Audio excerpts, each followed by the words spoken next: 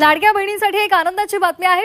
E-KYC प्रक्रियेमुळे हे हप्ते रखडलेले होते, मात्र आता ते मिळणार आहेत। तर जे आश्वासन मोठं होतं ते लाडक्या बहिणींचा हप्ता वाढवणं 1500 चे 2100 रुपये करणं। तर आत्ताची राज्याची आर्थिक स्थिती पाहता ते शक्य होतं असं तुम्हाला वाटतंय? कारण जवळपास आता सरकार येऊन पण वर्ष उलटून गेले। आज साधारणपणे अर्थसंकल्पाच्या भाषणामध्ये अनेक विरोधक जे गेल्या अनेक दिवसांपासून टीका करत होते की निवडणूक झाल्यानंतर ही योजना बंद होणार, तर त्या संदर्भातली एक महत्त्वपूर्ण बाब ही आज आपल्याला पुन्हा एकदा राज्याचे मुख्यमंत्री देवेंद्र फडणवीस साहेब यांच्या अर्थसंकल्पीय भाषणामध्ये ऐकायला मिळाली। म्हणजे महायुतीचं सरकार असेपर्यंत ही योजना आम्ही अतिशय यशस्वीरित्या राबवणार।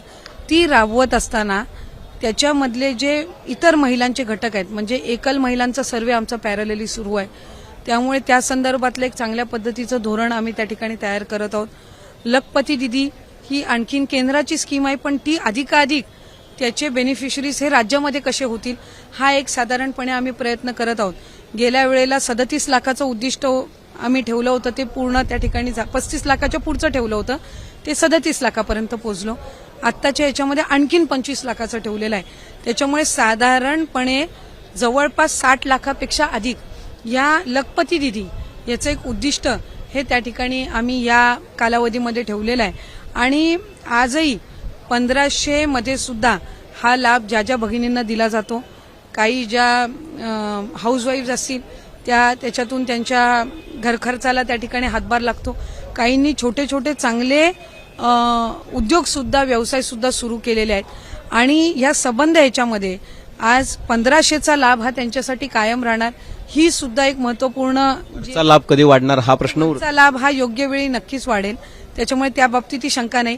ज्या वेळेला वाढेल त्यावेळेला तो महायुतीच्या सरकारच्या माध्यमातूनच वाढेल। पण तुम्ही कर्जमाफीचं आश्वासन दिलं होतं, ऍक्च्युअली 7/12 कोरा म्हणून सांगितलं होतं, पण ती कर्जमाफी 2 लाखापर्यंत असं आहे की आज पहिलं तर कर्जमाफीची योजना ही येईल, ही विरोधक ही त्या संदर्भामध्ये सुद्धा अनेक टीका करायची की ही घोषणा होणारच नाही।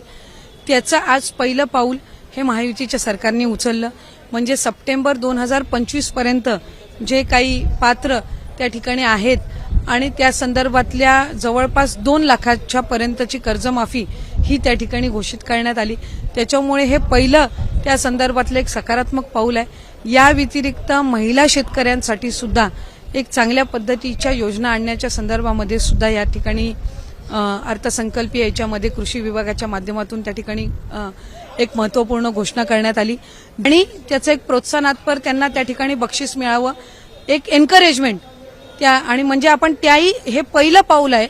आणि मला खात्री आहे की ही जी 2 लाखापर्यंतची कर्जमाफी आहे आणि प्रोत्साहनात्मक जे काही 50,000 50,000 जे एकदम योग्य वेळी किंवा नियमितपणाने कर्जफेड करत असतात त्यांना जी होत असते, याच्यातून अतिशय सकारात्मक चित्र या शेतकऱ्यांसाठी पुढच्या कालावधीमध्ये पाहायला मिळेल। लाडकी बहीण योजनेविषयी अत्यंत महत्त्वपूर्ण अपडेट समोर आलेले आहे, कारण लाडक्या बहिणीचा जून महिन्याचा हप्ता अजूनही लाडक्या बहिणींच्या खात्यामध्ये जमा झालेला नव्हता। पावसाळी अधिवेशन संपलेलं आहे आणि यामध्ये पुरवणी मागण्या देखील मांडण्यात आलेल्या आहे। पुरवणी मागण्यांमध्ये लाडकी बहीण योजनेचा जो हप्ता आहे तो वाढीव आहे त्या संबंधीचा निर्णय देखील घेण्यात आलेला आहे आणि सोबतच जून महिन्याचा हप्ता देखील वितरणाचे आदेश देण्यात आलेले आहे। आता लाडक्या बहिणींच्या खात्यामध्ये जून महिन्याचा जो हप्ता आहे तो येत्या बुधवारपासून खात्यामध्ये जमा होण्यास सुरुवात होणार आहे, अशी बातमी सुद्धा समोर आलेली आहे।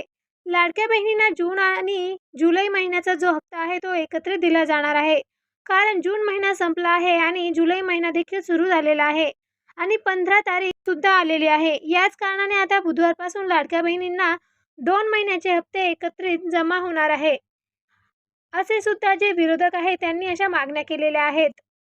परंतु जून आणि जुलैचे दोन्ही हप्ते एकत्रित देण्याबाबत सरकारकडून अधिकृत घोषणा किंवा शासन निर्णय जारी झालेला नाही, त्यामुळे लाभार्थ्यांनी अधिकृत अपडेटची प्रतीक्षा करावी। अधिकृत आदेश, GR किंवा नवीन अपडेट जाहीर होताच त्यांची माहिती सर्वप्रथम आपणापर्यंत पोहोचवण्यात येईल।